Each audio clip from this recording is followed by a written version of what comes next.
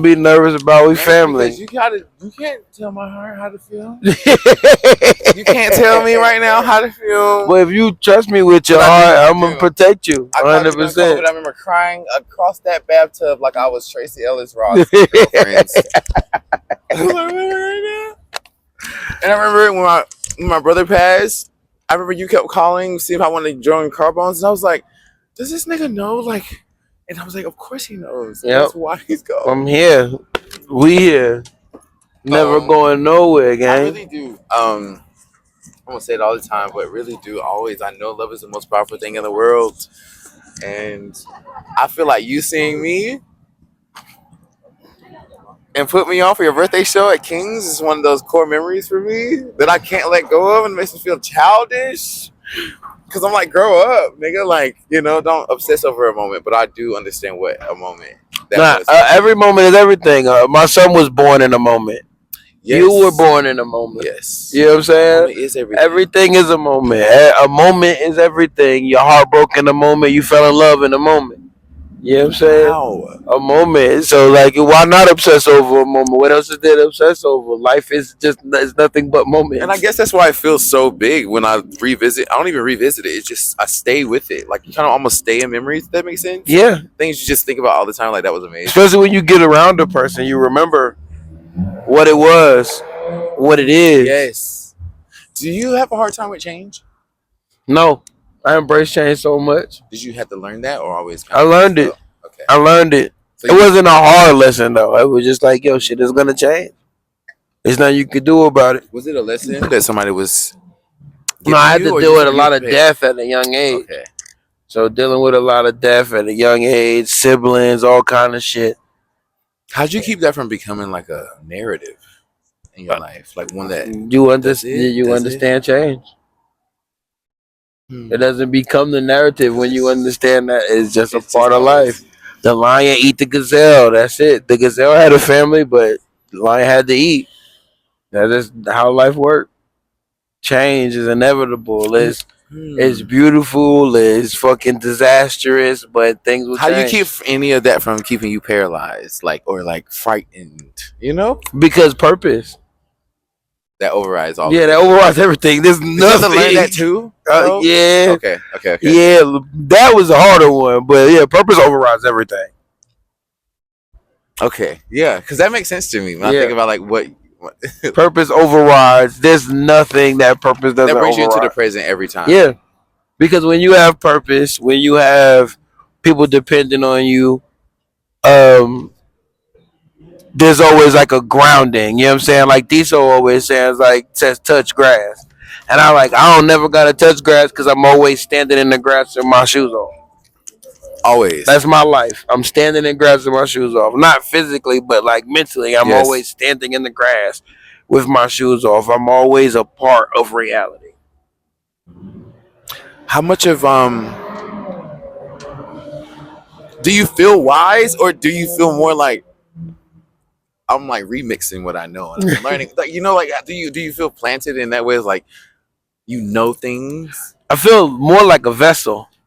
I feel more like I just exist. Like when the motherfucker asks me a question and I start like I open my mouth and then like the words come out. I don't like got to stop and think like what am I gonna say? What is that then? Did you learn that or you just trust it? I think it's like I said, I feel like a vessel. I feel like it just pours into me because it's meant to come out. And the more permission or just kind of getting out of the way of that so you can be the vessel. The more things come naturally. There's no ego then. You can't have ego and be a vessel at the same time. I understand that I am just a body. A Jooselord to live forever. Raheem will die one day. And that's just how life works.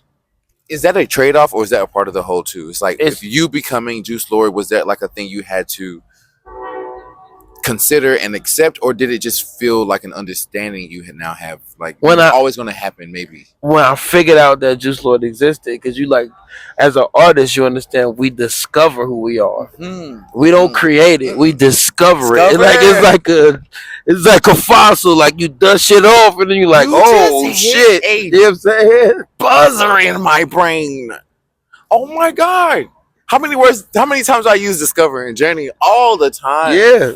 Yeah, we discovered like, the artist I never within created us. me. It was all. I keep saying to people, it's always. It was It's always already there. Yeah, like I a just kinda came fossil. Like home you to just it. brushed it off and found it, and then the more you brush off, We the can more you end the find. interview. Like, yo, Jesus Christ!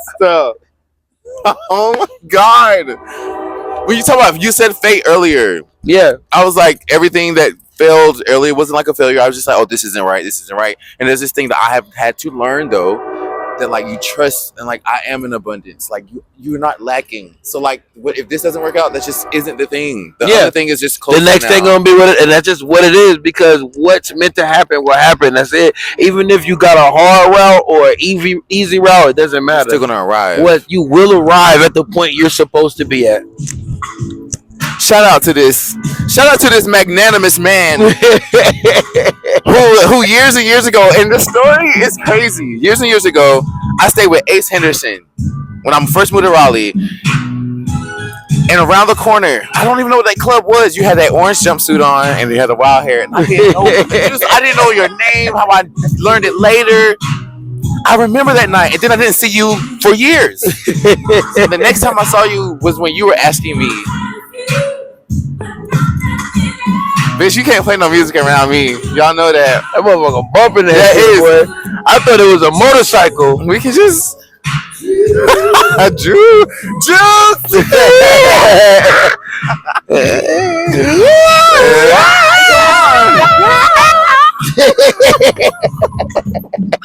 Bro, shout out to Durham. I was telling Juice that we stopped at. I had a idea to shoot at 21C, and like I love interior and I love design and architecture and I love beauty, and I like seeing this album being like it's about men embracing beauty and like the really very very extreme things. And so I was 21C. I was like, it's an elegant, beautiful place, and like Juice is raw and like fucking like edgy and da da da. And nothing worked out. Then I went to the rooftop and the fireworks were going. I was like, it'll be perfect for this. And then I was like, let's just put him with the people, because I know when I'm at your shows, I like people walking by and stuff. Me too. And I this like could that have been shit. way like the people in the background, the dinner, whatever night anyone's having that's passing by. I feel like when you say you're a vessel and you don't even feel like a necessarily like a identity, just a purpose. Yeah, that's it. That's what people, in a sense, when they're just passing by, like you don't know. Yeah, you never know what's about it. Yeah, they doing make like all life, whatever. But his life is real life is not scripted. Nothing we doing here is scripted. We are speaking live. We are speaking from the heart. So the environment that we in should be just as live. It should be just as, undeniably like real, unscripted, and just like organic, ready. Yep. Yes. And it's like, as artists, you have no idea how I literally, when we talk about purpose. You know what? Do you ever have this feeling where things are so, Juice, I feel them so much, and it's not suffocating, but it almost feels like you can't know something this strong. Mm-hmm. But you can. Mm-hmm. And I think you almost have to in order to do what you're supposed to do. That's how anything happens. Did the conviction just kind of was always there, or did you have to be like your confidence? Did you have to build into it? Nah, that conviction was always something I had. It was always like it's because of life, right? It felt like a mental illness at first. They was like, "What is wrong with this boy?" And I'm like, "Look, I just feel like this is what I'm supposed to be doing. So that's what I'm gonna do. Like, I'm not going." Did you attribute it to anything? Like, was it your mom? Yeah, my mom. Like, okay, so you had a blueprint. My mom. Not even a blueprint. More like whatever the highest version of a cheerleader is. You know what I'm saying? Like the highest version of like support without like actually being a part of what you're doing. You know what I'm saying? Like seeing it before it had any color or yeah, my mom was like, whatever he gonna do is gonna be great. Whatever he wanna do, I'm there. All you heard. Whatever you do is gonna be great. You meant for greatness. I don't care what it is, do it. I don't care what you doing, do it. Because whatever you put your mind to, you're gonna do it great. You have no idea that literally something I'm like writing and working on, just personally for me. I was like, I know because of people who have been loved and poured into, you know them when you see them. Mm-hmm. Because they don't look outside of themselves. I don't need to. And then they become examples for people like me. And it's not unfortunate anymore. It's like unfortunately, but it's like just my path. Because I did pick up on, I was like, oh, I want that though. Like that's real, and it's in there. Going back to like the thing, I don't have to create it; it's discovered. It's inside you, but that's what community is for. Absolutely. My mom is a part of my community. She helped me figure it out, and me being myself will help another motherfucker, and maybe me being myself will help 20 motherfuckers, but each of them 20 motherfuckers help 3 motherfuckers. It's the pyramid scheme of life, nigga. The pyramid. And you ain't gotta buy shit or buy in. It's just you just there. You interact with people. You're born, and you interact with people as yourself. As long as you're acting as your like genuine and unique self. Like as long as you like, this is who I am genuinely. Like I'm not putting on a facade. I'm not like putting on a costume. I'm not faking. This is who I am. As long as you interact with people in that manner, you will interact with people and you will connect with the people you're supposed to be with. Like I feel like God chose us for each other. Oh my God, we supposed to meet each other. And there's numerous times in our lives that has been shown like, yo, we were supposed to meet each other. Everybody that I've met, I was supposed to meet. You know why? Because we met, nigga. Whether it was positive, negative, or whatever, it was nigga. I was supposed to meet them, and it's supposed to happen because it happened. And something about that is a slice of the divine. Like it's like with me and you had nothing to do with our. These two niggas are gonna like clash into each other one day. Like we had nothing to do. Technically, with nothing. It. But energetically, I do believe that what you put out, you're getting back. And I know when I moved to Raleigh, like I was corny, and I'll still be corny about it. I was like, I want to be a star. But in my mind, it wasn't about like glitz and glam and money. It was like star meant like I could impact and change, and so much was wrong to me. And so by the time, and I was like, it's not just who you know, but what they embody. I knew I didn't want to link in arms with nobody who wasn't radical, not like me. But just weren't afraid. Courage is like it's everything. That's everything to me. And when you saw me, and not only saw me, but like it was like, hey, I don't only see you, but get on that. I don't think love Beyonce down. Beyonce, you're my whatever for sure. But nothing and no one can do what that moment did and still does for me. But I don't relish over it. Like before, you know, you get a new toy, you're like every day you come on, you're like, I love it so much. Now I understand when you purpose. You took it's a moment. It's a moment. You grow from it. You keep going. We've grown from that. You know what I'm saying? We've done more since then. We will continue to do more forever. And you have grown. Look what we doing right now. You know what I'm saying? Look what we doing right now. Through like moments that were like tragic and horrifying the past 3 or 4 years, you know them, and I know you pay attention. I know you pay attention, bro. I feel it. So, guys, that was a long ass fucking introduction to Jooselord on the Diana Raw Interviews, episode 3. I'm already sweating and overwhelmed, and he does this shit to me every time, and I'm grateful for it, and I love that. When I talk about this project and what the DNA of it, and it's like going down to purpose. I'm using words that I can feel confident enough to use now, like purpose, that I'm here to kind of like pioneer what it means to not necessarily like be a man, but that shit is so interesting and vast to me, and you're such an like literal luminary inside of that for me. Without like, I didn't look at you like Juice embodies these things, and this is why we're great friends. I just thought you were already doing the thing that you were doing, and then you saw me, and I wasn't strange, but I was an outcast. And I feel like when I say mutants, when I do any of those words, it's like these are the people who knows what it feels like to be out. Mm-hmm.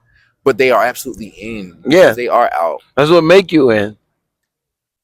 He gonna do that shit the whole time. So I'm gonna give him 3 or 4 questions, whatever. This is a super special episode, but Diana Raw is about at the nucleus of it, bro. Like I have this dream that men like don't have the old stereotypes and hangups, because I grew up like around those guys, and I always was the anomaly. Like I was different, but I'm like, bro, you're a human being. You just like me. They're like, nah, you just different, nigga. You know what I'm saying? And then I met real niggas, and I always would say real niggas when they fuck with me, and that sounds selfish, but I was like, niggas didn't have to look, walk, talk, or dress or do anything like me, but they would always like see something that they could recognize about themselves and me without all the kind of surface shit. That's why I do me, because I'm like, this shit ain't telling you shit about who I am. Actually, about who I am. It's just shit I like to do, and I hope that encourages you to do the same. Yep. But as men, I've noticed like we're born into this thing where it's very rigid, bro, and I just never could be caged.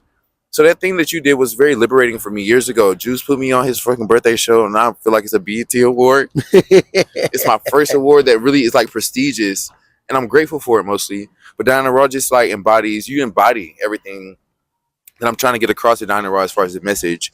And my question mostly is just like going even to our previous episode, I'm like, the niggas that I know don't struggle with these kind of corny things, but I don't know that for sure. Did you ever have hangups about seeing somebody like me, like as a man? It's like, this nigga's like, nah, like, did you grow up with any of those kind of like conditionings? Like, hey, like, walk like this, talk like that. As a man, like those pressures, did you feel them? I never felt them on myself. I was a little, I seen them. But like for me, it was like, yo, I always been a who are you as a person. Yes. Since I was a kid, like, who are you? What up, baby? Who are you as a person? Yeah. What's like in your soul? Yeah, that authenticity. You know what I'm saying? Like, yeah. I know niggas, like, nigga, you could dress down 10 times out of 10. I know niggas who could dress down like you, who great people. Yeah. And I know who people could dress down like you and they horrible people. Yes. I know niggas who can't dress for shit. Like, it's like, damn, nigga, every time we go somewhere, I'm gonna have to pick out your clothes, my nigga, because you can't dress. But you a good person, so when I go somewhere, I want to go with you. Yes. I just want to dress you before we leave. Yes. Okay. You know what I'm saying? So it's always been about the content of somebody's character, my nigga. Like the outside casing, who they love, how they love. None of that ever mattered to me, my nigga, because it, in the grand scheme of life, does it matter? Does it matter? And the fact that you just said that is like, Eckhart Tolle, Power of Now, changed my life when I went through some shit. And he was like, going to what you just said just reminded me of it. He was like, the waves on top of the ocean. That's like the smallest details about a person. But who they really are is the entire ocean. And that's how I feel about every person. So by the time I'm putting on, y'all see me do whatever, and it ain't for y'all, and it ain't even really for me. I like it. This is a feeling that I'm after. But I know that like none of these are identifiers. Like me being born this, me believing that. Because how much does that change? Going back to our conversation about change. But I'm like, the inside though, that's the stuff that I think we come here. This like comes with it, and then we go, but that thing stays the same. Yep. And the thing you said about the dinosaur fossils, and niggas, I love dinosaurs, so the fact that he made a fossil reference was crazy to me. But it's like that thing, that fossil, even the fossils we haven't discovered, they're there. Yep. They there, and they always gonna be there. They're not like even if we never discover them, they still gonna be there, nigga. If nobody ever dig it up, that shit is there, nigga. That's just what it is. Yes, bro. And and that goes down to your thing that we're not created. We don't create when we find something. It's not created because it's discovered. We discover it. Yep. I can't believe you broke open my brain with that. You did for sure. I'll throw this out because I asked one of my homies one time this question. He got so pissed off he thought it was stupid. So I'll just throw it out there because I like to laugh. I was like, what would you like to see more from, not like men as far as like men and like do this, but just things you see us as a whole still kind of maybe having hangups about. I want to see niggas hug them more, gang. Yeah. You know what I'm Talk saying? about it. I want to see niggas like hug with 2 arms, belly to belly. Yes, more, bro. You know what I'm saying? There's nothing like a good hug from your nigga, and I hug my nigga. Bro. I'm a hug, nigga. I hug Juice like he's Santa Claus every time. Niggas be only having hugs for their grandma and their girl, nigga. It be like, damn, they be like, bro, I can't hug you out there. You ain't a woman. I'm like, you missing out on you missing out on the hug, nigga. You missing out on the embrace that make you feel safe. Like, we so often give embraces to make someone else feel safe. Yes. But when 2 men hug, it's an embrace like, damn, yo, this is my man. It's like, we in this motherfucker together. It's like saying, I love you. It's like, it's like being in the shootout and you got your gun and you look and your nigga got his gun and you like, damn, we in this bitch together, nigga. We good, nigga. That's what a hug with your homie feel like. It feel like safety, like knowing you safe. Yes. Because you know there's something about that moment and it sucks in a way. But if a nigga can really embrace you, you know how hard that could be or was, or So, like it's loaded, but then we unload it. We take all the bullshit out, and it's just love, and it's just pure. And that's what you are to me. Love and purity. Love and purity for sure, bro. Because Juice wasn't somebody that like Juice. You didn't look, nigga. Yeah, we look. Yeah, we dark skin. First of all, yeah, for sure. We got them cars. That's why we sit under the light now. But that's why we sit under the light now, nigga. I'm like, y'all niggas got to be able to see us. Fucking this nigga, literally. It'll always stun me, but I think it's because of some own like self value shit that when you got stunted, you always remember where you started. I'm absolutely kind of coherent about where I am today as far as self value, but I know that journey was zero, negative zero, but it didn't stop me, and I believe that you are like a result of the belief. It just was a belief that I could get there. That's why I'm like when I speak to men, it's like now that I'm out here on some like soapbox, bro, it's just like I'm free because I free myself, but through other people. Yeah. So I didn't have to be you, Juice. I didn't have to walk like you, talk like you. I didn't think that was the point. I knew that real people existed because I did. And I feel like, bro, I didn't make none of this shit up. How I sound, how I walk. Like, it's who you are. It's just what I am. And my journey might be about just like embracing that. Yeah, and shining brightly. Yes. Your journey is about shining as bright as you can. Because you are luminescent. And when you shine brightly, you lead the way for motherfuckers who don't have a light. I told y'all niggas this nigga was gonna do this the entire time. Just what you been up to? Tell them what you been up to. Man, I dropped that project. I've been with my son. What's the name of her? Mentally, I'm here. Mentally, I'm here. Yeah, I dropped that. Put myself, bare my soul. I've been with my son. You know what I'm saying? We love you so much, and we love Onyx so much too, bro. And he love y'all. He love y'all so much. I pray like I have a prayer cloth on every part of my body when I think about you and I talk about your family to God, because it's so personal. You are my family. Yes, we are family, and I love you. And anytime anybody's like, I love you too.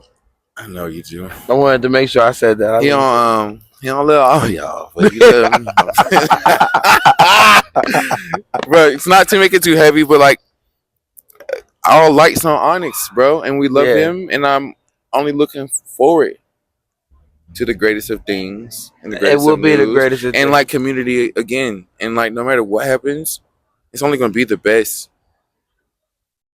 And I hate talking to you because I freeze up just like this a little, because it's just like it's important. But getting you for this Diana Raw thing, you paid attention, and I needed you to be a part of this because I feel strong again. I feel more than strong, Juice, and I didn't know that was possible. You look strong. You look luminescent. You know what I'm saying? You look goddamn shit. Nights like this, nigga said, shit. This nigga look fucking shiny so fast, bro. You doing it, brother? Feel it. I feel it all for you. Always do. You glow brightly, man. You always did. Send him, because he got to get away from me before I do my teary stuff. Send out the fellas that'll see this, that won't see it. Like you saying, that fossil, like it's still there, whether you discover it or not. Mm-hmm. Not necessarily like super like what's on your heart, but like what would you give to the generations to come, the generations that have come, where we are right now, as far as like men, and not just men. When I talk about men, it's not for this project. It's not like the narrow and the narrowness is. I'm speaking to them. I want them to kind of think about these themes. It's definitely for everybody. I know we do that. We bring people together. That's my whole favorite thing, is connection. I don't believe art does anything better than that. But speaking to the guys, and then as a whole, just your message of what's on your heart and like the light you kind of like holding right now. Like, what do you want to say? Man, you are loved. In the moments that you feel like you alone, you're not alone. Yeah. In the moments you feel like you have nothing, you have something. Like you are loved. Somebody love you. You know what I'm saying? If you feel like nobody love you, I love you. You know what I'm saying? You got one person because you got me. And if you got one person, you got 1,000 because I got 1,000 people behind me. You feel what I'm saying? Like, the idea of feeling alone and being alone are two different things. And there's going to be a lot of times where you feel alone, and in the moments, you know, as hard as it may be, I urge you to remember that you are not alone. You just feel that way. And guys, we're gonna let this icon continue his night because I want to cry so bad. The best kind of tears, the tears that got glitter in them. That's what we do. Juice, I love you so much. I love you too. I really do. And thank you. Thank you. For this. Get the fuck out of my face, man. Yeah! Shout out to Roski behind the camera. Roski, come pop in here really quick. Gang, gang, gang, gang, gang, gang, gang, gang. Pop!